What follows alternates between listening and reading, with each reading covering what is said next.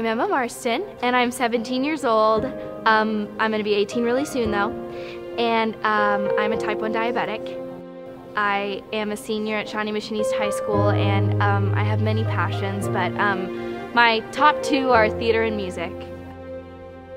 We have quite the family history of type 1 diabetes, starting with my dad's grandpa, who I've never met, but he called him Grandpa Jack, and he had type 1 diabetes. And in this order, it's kind of a funky order. My dad was the first one to get type 1 diabetes, and he got it in college. Then my grandma, my gran got it like when she was in her 50s, after my dad. And then my Uncle Michael got it, I think in his 30s. And then I got it when I was 13. So I'm the youngest in my family to get it, but I mean, yeah, I was sitting in the hospital and all the nurses were just like, girl, you were destined to get this. Sorry to tell you, but it's in your blood. Pun intended. August 6th on a Saturday. Yep, 2006. Yeah, and you know, for me, when I got diagnosed, that was horrible. When you got diagnosed, it was a shock. We are here at the park. It is April 2nd, 2011, and it's really beautiful out. And this is my dad, Rick Marston, and we're here to talk about his life with diabetes. And I'm going to ask him a couple questions. I think we need to start off with the day you were diagnosed. It was April 19th, 1978, and actually the worst day of my life. To be real honest with you, Emma, and I know you suffer with this disease. In our family, to maybe quote old Hank Williams Jr., this disease, type 1, although we didn't ask for it, it just happened to us. Yeah. It seems to be a family tradition. Yeah. It started with my grandfather, and now, unhappily, you have it. Yeah. And type 1 is a cross to bear, but to be honest with you, worst day of my life. Yeah, right. I think in 5 years, with the kinds of things Medtronic has done and being able to check our blood sugars, we're going to have a smart pump. And I pray and I believe that we're going to get this thing solved. Right. And so in your stage of life, getting this disease, I don't think I'm praying that it's not going to be long-lived for you. But as a father, when you got diagnosed, I was in disbelief that even though everything added up and you were urinating and frequently and you were eating like crazy and you were very tired, I didn't want to believe that it was true. Right. And so I was Neither did I. Yeah, I did not want to believe that it was true. And then when we did I said, well, I'm not going to prick your finger because I don't want that to hurt you, but let's try the urine test. Let's see if, and I just prayed, don't turn black. Don't turn black. And it did. I didn't want it to turn black. It did. But there is hope. And we're going to get through this. And then fortunately, from there we went to Children's, and I felt more comfortable. But I was not going to let you see me upset. I was not going to let you see me get emotional. You stayed so strong for me because I was hysterical. I mean, I was in hysterics. You remember, I was so, Sure.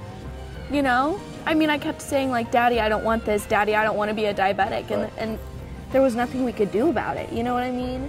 Yeah. I remember just being in hysterics. But I, as your father, I wanted you to see strength and I wanted you to see calmness. But It helped me a lot. But and I felt more and more comfortable at Children's Mercy, I feel more and more comfortable. You went immediately on the pump. And when we have a smart pump in 5 years, this thing is going to be nearly done.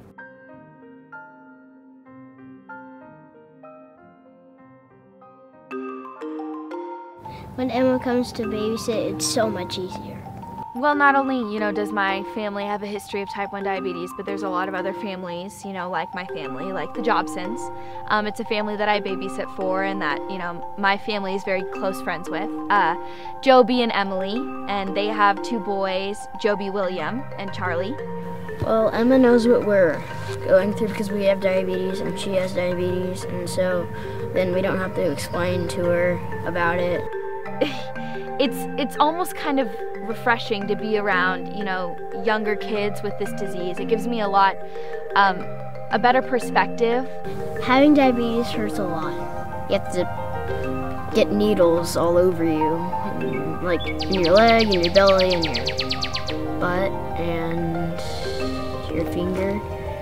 They just seem so unaffected, and that's really, really inspiring. And they're just wonderful boys. I love spending time with them. They're a great family, and they're a family that has a lot of hope. I wish people and everyone can get over diabetes. I'm here with my grandma, Pat Marston, and we're here to talk about her experiences with diabetes. Knowing that when I first got diagnosed, knowing that your 13-year-old granddaughter had just gotten diagnosed with type 1 diabetes, really what was going through your head during that time? Well, your father called me to tell me about it, and shock, despair, sadness. No, I know what you're going to have to go through. I mean, the pump has been a good introduction. It's, instead of taking 4 or 5 shots a day, the pump is a much better way of getting your insulin, and that's what we need. Our pancreas has quit making insulin, and we've got to replace it. In the 1920s, there wasn't any such thing as insulin. So when you developed diabetes, that was it. Yeah. I desperately wish for a cure for you. Not just in your lifetime, but soon in your lifetime. So you don't have to live with this very much longer. Wouldn't that be nice? Oh, that'd be just dandy. Wouldn't that be delightful? Even though having type 1 diabetes is just awful, and there are days where you just don't want to, you just don't want to deal with it anymore. And